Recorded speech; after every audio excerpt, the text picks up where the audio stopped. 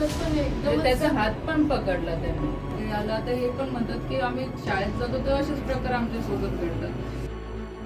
केंद्रीय मंत्री रक्षा खडसेंच्या मुलीची छेड काढली. रक्षा खडसे थेट पोलीस ठाण्यात.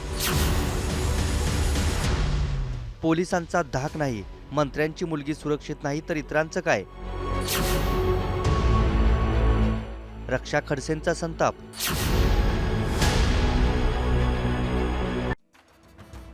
जळगावच्या मुक्ताईनगरमध्ये केंद्रीय मंत्री रक्षा खडसेंच्या मुलीची छेड काढल्याची धक्कादायक घटना घडली आहे. मुक्ताई देवीच्या यात्रेतच हा छेड काढल्याचा प्रकार घडलाय. रक्षा खडसेंची मुलगी आणि तिच्या मैत्रिणी यात्रेत गेल्या होत्या. त्यावेळी गुंडांच्या टोळीनं रक्षा खडसेंच्या मुलीसह तिच्या मैत्रिणींची छेड काढली. या गुंडांनी यात्रेत फिरणाऱ्या रक्षा खडसेंच्या मुलीसह मैत्रिणींचा व्हिडिओही काढला. या गुंडांची मजल छेडछाड रोखणाऱ्या रक्षा खडसेंच्या गार्डची कॉलर पकडण्यापर्यंत गेली.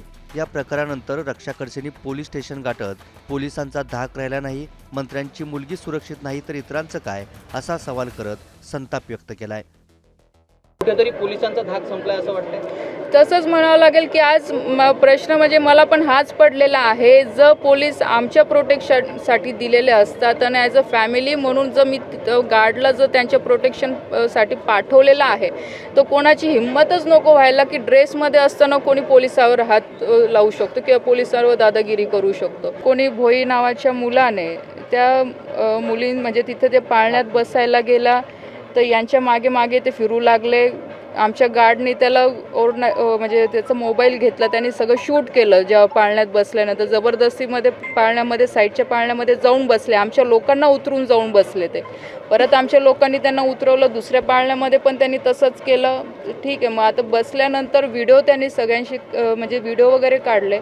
नंतर जो माझा गार्ड गेलेला होता त्याला थोडी शंका आली, त्याने त्याचा मोबाईल घेतला की याने नेमकं व्हिडिओ काढला की काय केलं बघायला.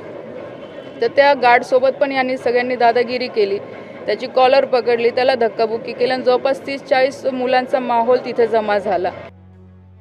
रक्षा खडसेंच्या मुलीसह मुक्ताईनगरमधील इतर मुलींनाही अशाच त्रासाला सामोरं जावं लागतंय. मी आज पाऊल उचललं नाही तर माझ्या मुलीसोबत सुद्धा काही होऊ शकतं, अशी भीती रक्षा खडसेंनी व्यक्त केली आहे. याबाबत मुख्यमंत्री फडणवीसांशी बोलणं झाल्याचंही खडसेंनी म्हटलंय. की एक वेळ मलाही सकाळी तो विचार आला, पण मी परत हाच विचार केला, जर मी आज बोलली नाही, कारण की मला हे काय पब्लिसिटीसाठी किंवा माझ्या नावासाठी मी जर आज बोलली नाही तर उद्या ह्या मुक्ताईनगरमध्ये किंवा माझ्या मुलीसोबत पण काही घडू शकतं.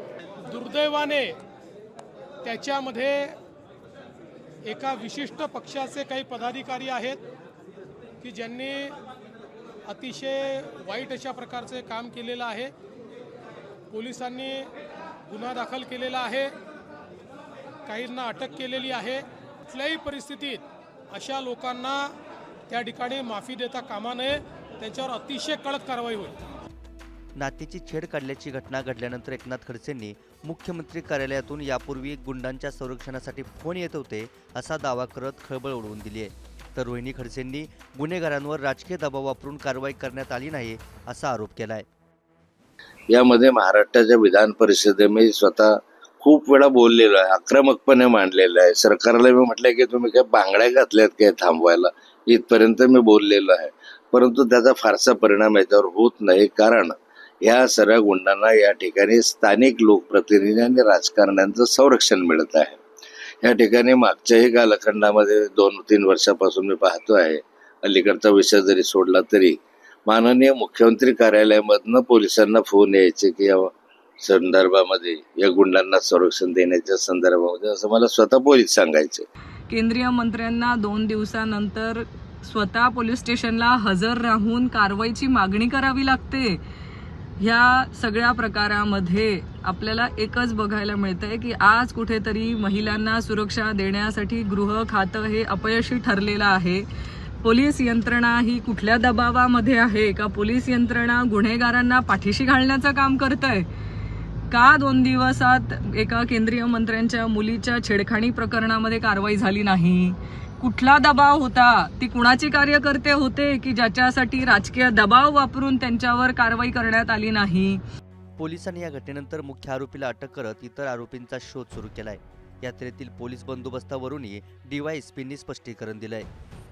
काही मुली 3-4 मुली त्या ठिकाणी गेलेल्या होत्या, त्यांचा पाठलाग काही तरुणांनी केलेलं आहे. त्याच्यामध्ये अनिकेत भोई आणि त्याचे इतर 6 साथीदार त्याच्यामध्ये आहेत आणि आपण त्याच्यामध्ये गुन्हा दाखल केलेला आहे. विनयभंगाचा गुन्हा दाखल केलेला आहे.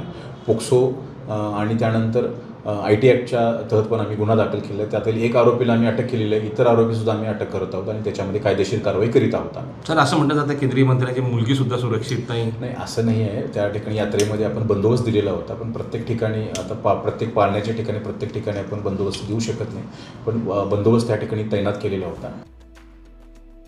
या छेडछाडीच्या घटनेनंतर त्या भोई नावाच्या गुंडावर याआधी 4 गुन्हे दाखल असल्याचं समोर आलंय.